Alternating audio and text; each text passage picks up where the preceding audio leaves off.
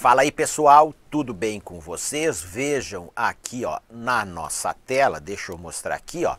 Nós vamos agora fazer uma abordagem sobre o pacote anticrime, que ele foi aprovado recentemente no Poder Legislativo e sancionado pelo presidente da República com 25 vetos.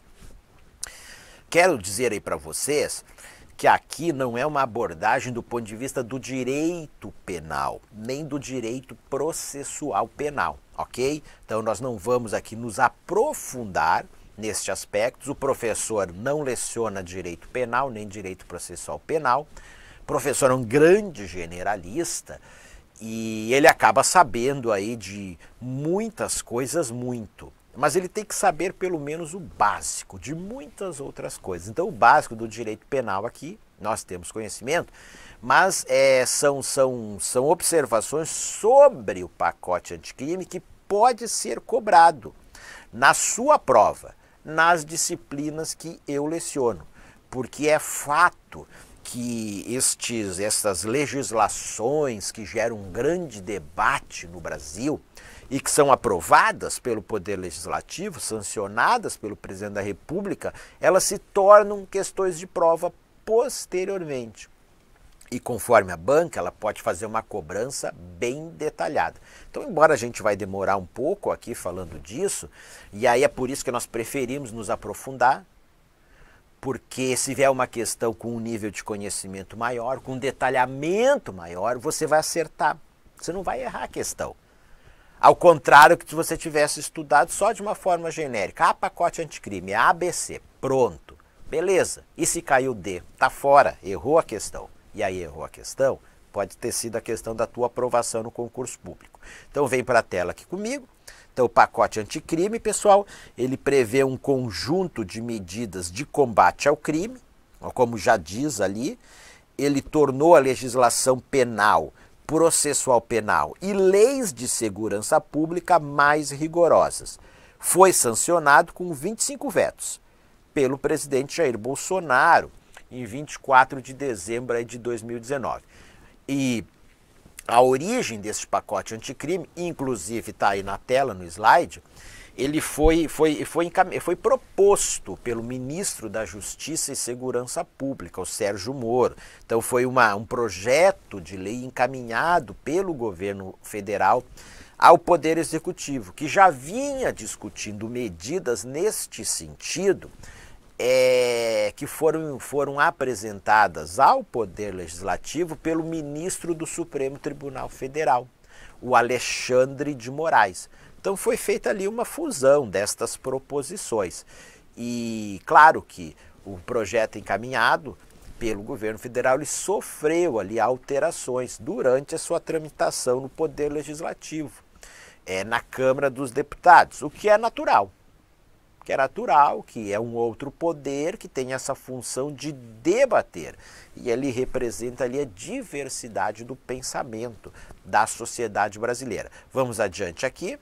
Então, minhas amigas e meus amigos, ó, principais alterações, pessoal, questões de prova.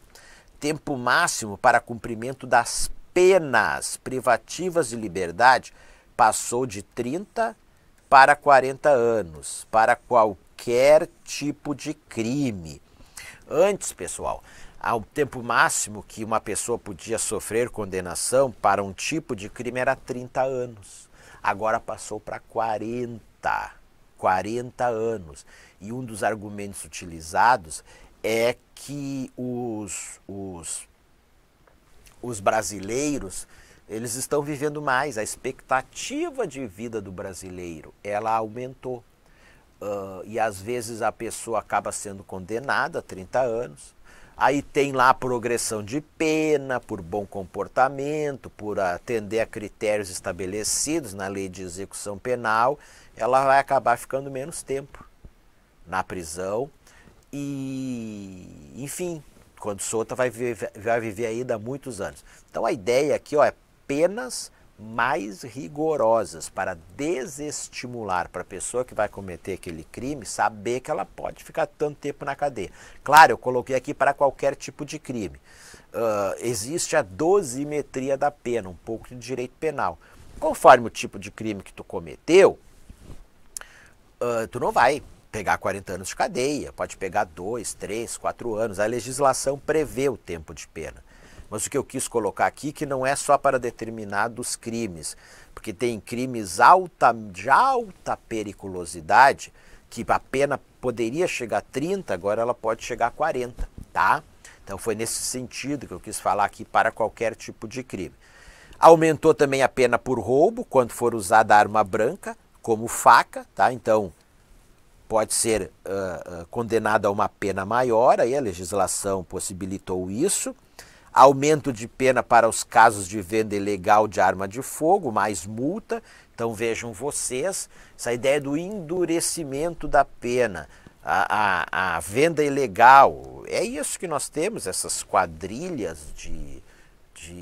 do crime organizado, essas armas são compradas ilegalmente. Então, se for identificado quem fez a venda ilegalmente, isso é crime. Mas a pena ela foi aumentada. E aqui a gente não precisa saber, professor, a pena passou de quanto para quanto. Não.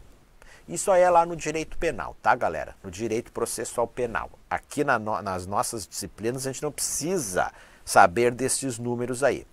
A ampliação da permanência de presos perigosos em presídios federais para 3 anos, podendo ser renováveis por mais 3.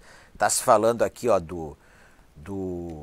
eu ia falar que está se falando aqui do RDD, do Regime Disciplinar Diferenciado. E aí até, se você é um estudante de direito penal, pode até me corrigir, tá? Então lá no direito penal você vai ter informação precisa. Mas nós temos ali os presídios federais, administrados pelo DPEM, pelo Departamento Penitenciário Nacional, que eles não são superlotados, que eles têm uma condição de segurança muito boa, que nunca teve fuga em presídio federal e onde são levados presos perigosos, de alta periculosidade, que ficam comandando crime de dentro das prisões, dos presídios estaduais, chefes de facções criminosas, do tráfico de drogas, outras facções. Exemplo, o chefe do PCC, o Marcola, ele está no presídio federal. E antes podia se ficar no máximo, se não me engano, 12 meses. Então foi aumentado para 3 anos. Também porque mesmo dentro do presídio, esses presos aí de alta periculosidade, eles ficam comandando o crime organizado. Velhos problemas dos presídios brasileiros, entra celular, entra arma, entra droga, coisas que não poderia entrar. Então, se forem pego fazendo isso, continuando a delinquir dentro do presídio, manda o cara lá para um presídio federal. Então, para o cara dizer, opa, se eu ficar aqui dentro fazendo coisa que eu não devo fazer, se eu for pego, eu posso ser mandado para um presídio federal, lá não vai ser só mais 1 ano. Eu vou acabar posso ficar até 3 anos lá, podendo ser renovável por mais 3 anos lá. E lá o papo é outro, as condições de segurança são outras, lá realmente a segurança funciona efetivamente, tá? Então adiante aqui, ó, mudanças nas regras do acordo de colaboração premiada, teve aí várias mudanças nisso, a vedação a saída temporária de condenados que cumprem penas por crimes hediondos que resultaram em morte.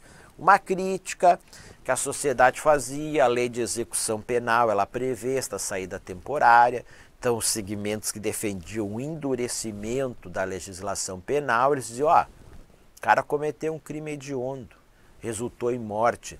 Então, esse cara aí não pode ter o benefício da saída temporária, que quando ali, enfim, nos termos da legislação penal. Então, para estes aí não tem mais esta possibilidade da saída temporária. Adiante aqui, ó, benefícios prisionais ficam impedidos a quem for condenado por integrar organização criminosa ou por crime praticado por meio de organização criminosa, caso haja elementos comprobatórios que indiquem a manutenção do vínculo com a organização.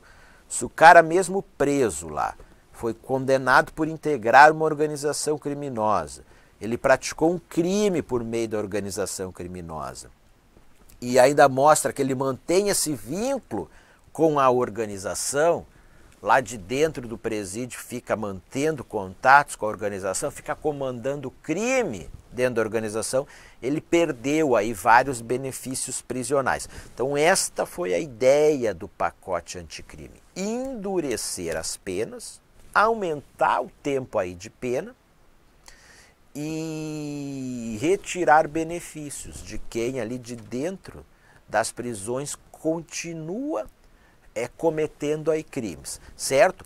Agora, pessoal, um tema que teve grande repercussão, pode anotar, tá?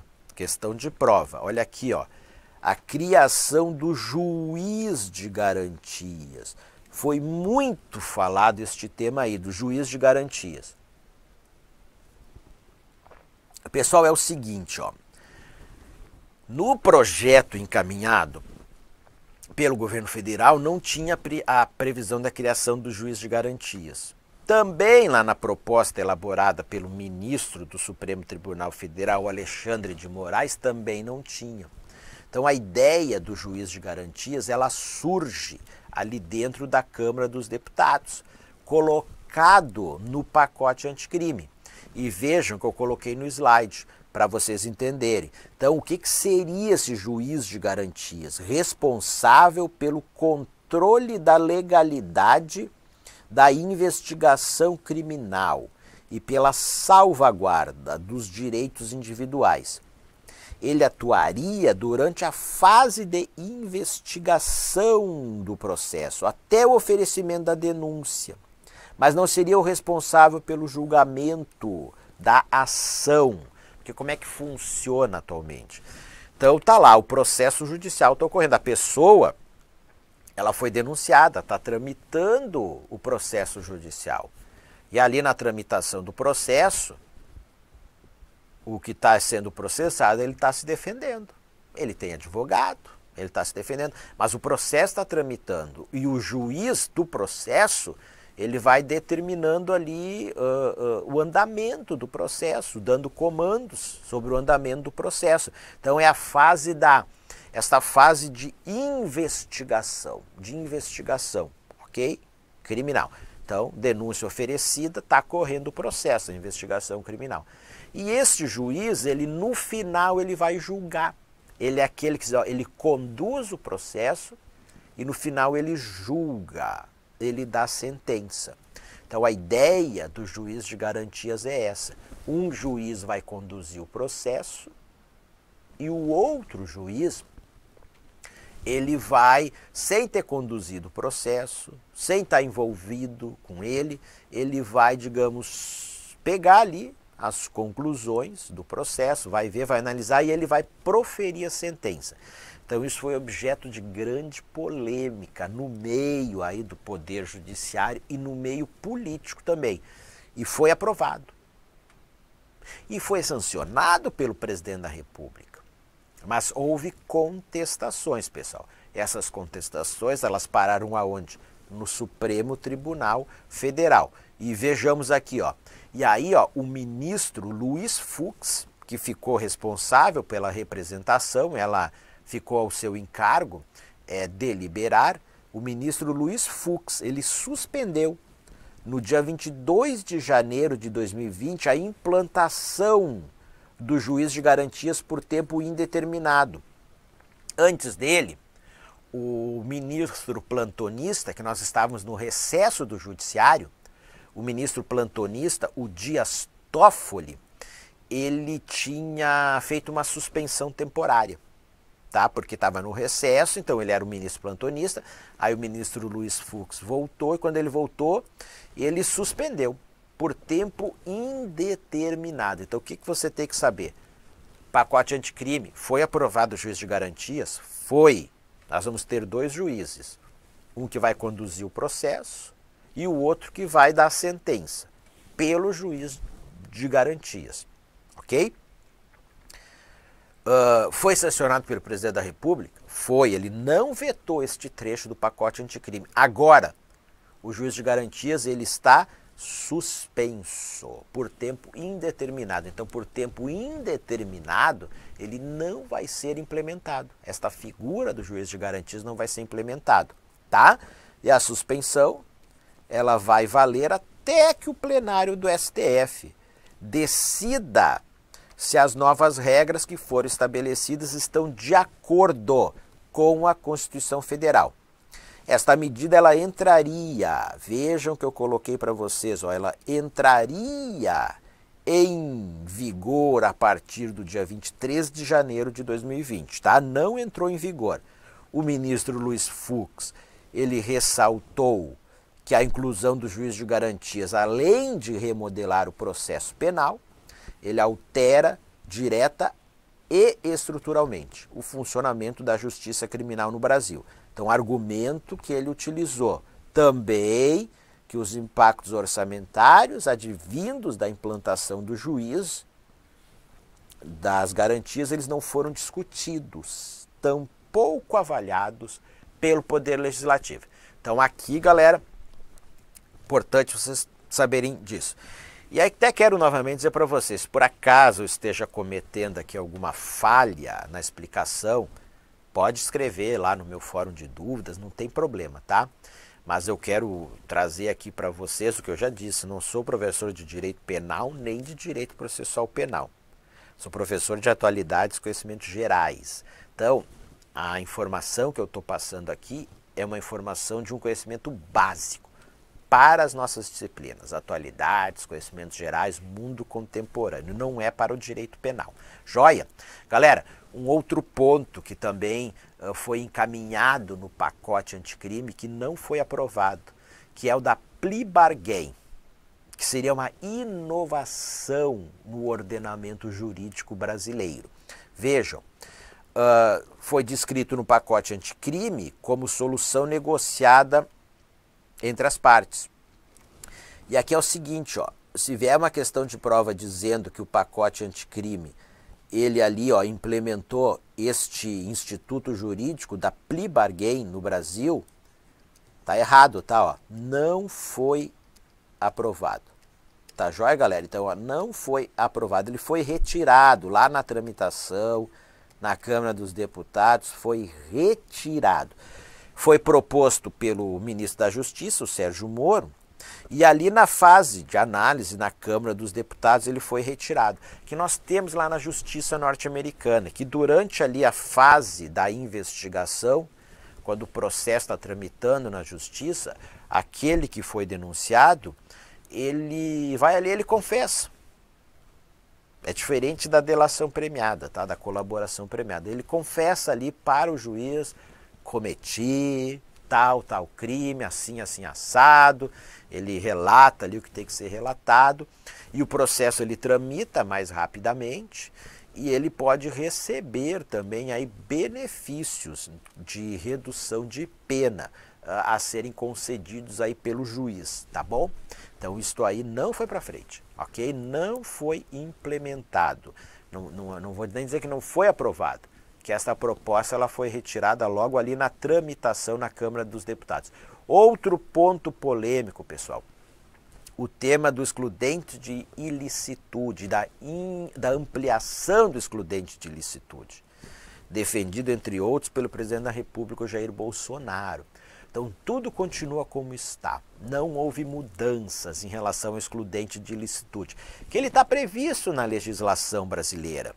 Então, veja que ele exclui a culpabilidade de condutas ilícitas quando o agente pratica o fato em estado de necessidade, em legítima defesa e em estrito cumprimento do dever legal ou no exercício regular de direito.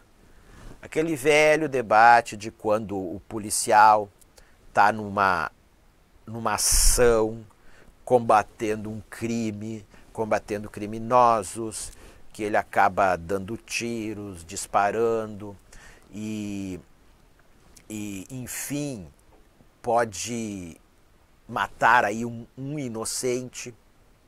E aí diz, olha, ele estava no seu cumprimento do dever legal. E aí a ideia era que ele, enfim, não fosse, pessoal, ele, não vai ser condenado em função disto. Cometeu, teve culpa, mas não vai ser condenado. Então a ideia era dar uma flexibilizada nesse excludente de ilicitude. Bom, sabido também, está ali combatendo o crime e matou pessoas, bandidos, legítima defesa. Não vai ser condenado por aquilo ali, ele agiu em legítima defesa, ou mata ou morre. Então tem toda essa discussão relativa ao excludente de ilicitude no Brasil.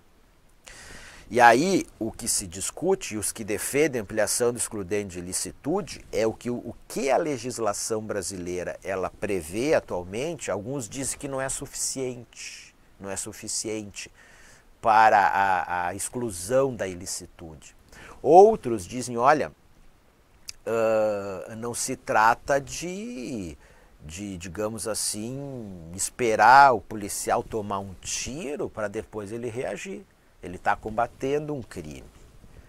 Mas tem que ver ali o uso excessivo da força, como casos que nós temos e que a imprensa noticia e casos que causam grande comoção, até de crianças, de adolescentes, que são vitimados por uma intervenção policial.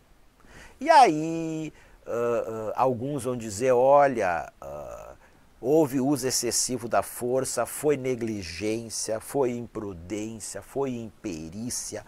Outros vão dizer, não, estava ali no exercício do dever legal. E erros acontecem. Então tu vai ter sempre esses dois argumentos aí. Então nada mudou em relação ao excludente de ilicitude, tá? Bom, pessoal, então olha aqui, ó. Então a ampliação dele foi um dos pontos mais polêmicos do pacote anticrime. E foi retirada, era a ampliação, porque as hipóteses de excludente de ilicitude, elas existem na legislação brasileira. Estava se propondo era ampliar, tá? Então ele foi retirado, essa ampliação foi retirada do texto, logo nas primeiras etapas da tramitação. E a proposta da ampliação, ela tratava exclusivamente da ação de agentes de segurança pública. Então o que você tem que saber é o seguinte, ó, as hipóteses existentes de excludente de ilicitude na legislação brasileira, elas continuam, tá? Então, ele não foi ampliado conforme foi proposto aí no pacote anticrime. E aqueles que disseram também que não precisava ser ampliado, eles diziam o seguinte, olha, a legislação ela já está bem claro isso, ela não precisa ser mais detalhada. Então as hipóteses elas existem e o excludente de ilicitude não pode ser uma licença para matar indiscriminadamente. Então sempre tem os dois lados do debate. A minha função aqui como professor é colocar os dois lados, tá? Não é me posicionar nem para um lado nem para o outro. Então, galera, é o seguinte, ó, algumas questões sobre este tema aí. Vamos lá? Então a questão 1, a lei número 13.964, de 24 de dezembro de 2019, denominada pacote anticrime, que entrará em vigor no dia 23 de janeiro de 2020, trouxe diversas modificações no sistema de justiça criminal e da legislação penal. Então não entrou em vigor, tá, galera? Mas é um fragmento aí de um texto publicado em um site da internet. A respeito do pacote anticrime, julgue os itens a seguir. Então vamos aqui, está a questão 1. Ó. A aprovação do mecanismo plea bargain. Pô, a gente já está sabendo que não foi aprovado. Nós já vimos então que está incorreta. Então a aprovação do mecanismo plea bargain visa diminuir o custo judicial dos processos e aumentar a velocidade de tramitação, uma vez que, quando o acusado assume antecipadamente a culpa pelo crime, Em troca de uma pena mais branda, diminuem-se as fases processuais. Então, aqui é uma explicação perfeita do que é este mecanismo. O erro está a dizer que ele foi aprovado, não foi, mas a ideia é exatamente essa, ó, aumentar, diminuir o custo judicial dos processos, porque tem custo, né, de tramitação, aumentar a velocidade de tramitação, tá? Então ele assume antecipadamente a culpa, vai ter benefícios também, culpa pelo crime, em troca de uma pena mais branda, ó, uma pena mais branda, as fases processuais diminuem, o cara assumiu, aí foi condenado, vai recorrer para a segunda instância, não vai ter isso aí. Os diversos recursos dentro do processo, isso acaba sendo eliminado e o processo judicial tem uma tramitação mais célere. Mas não foi para frente esta proposta aqui. Adiante aqui, ó, questão 2.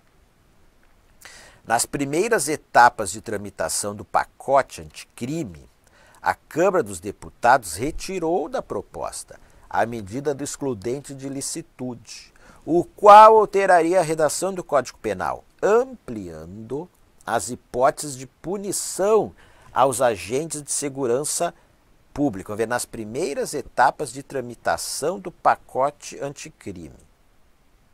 A Câmara dos Deputados ela retirou da proposta a medida do excludente de licitude. Tá ok, tranquilo, a Câmara retirou. Ele alteraria a redação do Código Penal. Alteraria. Tá certo. Ampliando as hipóteses de punição aos agentes de segurança pública. Não, né, pessoal? Tá errado. Porque a ideia era diminuir hipóteses de punição aos agentes de segurança pública. Era, digamos, ampliar as hipóteses em que ele não seria punido, os agentes de segurança pública. Então, questão 2 está errado aqui. 3, a lei número 13.964, 2019, que é o pacote anticrime, aprovou o aumento do cumprimento máximo das penas privativas de liberdade de 30 para 40 anos, apenas nas condenações por crimes hediondos que resultarem em morte aos integrantes de organização criminosa. Apenas, não, né, pessoal? Não é apenas aos crimes hediondos que resultarem em morte aos integrantes de organização criminosa. Está errado. Está errado. Nós temos outros crimes hediondos que não resultam em morte, crimes do colarinho branco, por exemplo, que eles poderão agora ter uma pena de 40 anos, antes era de 30 anos, tá? Então eis aí o erro da questão. E a questão de número 4, a inclusão do juiz de garantias no pacote anticrime, o qual determina que o juiz responsável pela supervisão de uma investigação criminal, é o juiz que conduz o processo, não decida no julgamento do caso. Não decida, vai ser outro juiz que vai decidir. Foi alvo de críticas, tanto do ministro da Justiça e Segurança Pública, Sérgio Moro, como da Associação dos Magistrados Brasileiros. Tá certo. Então ele foi incluído no pacote anticrime. Aqui está certo. Foi sancionado pelo presidente da República. Ocorre que esta figura do juiz de garantias, meus amigos e minhas amigas, ela está suspensa por decisão do ministro do STF, o Luiz Fux. Suspensão que vai ficar valendo até o plenário do STF decidir sobre o mérito da questão. Com isto, pessoal, então nós terminamos aí esta nossa aí, exposição sobre o pacote anticrime, galera. Bons estudos a todas e todos vocês.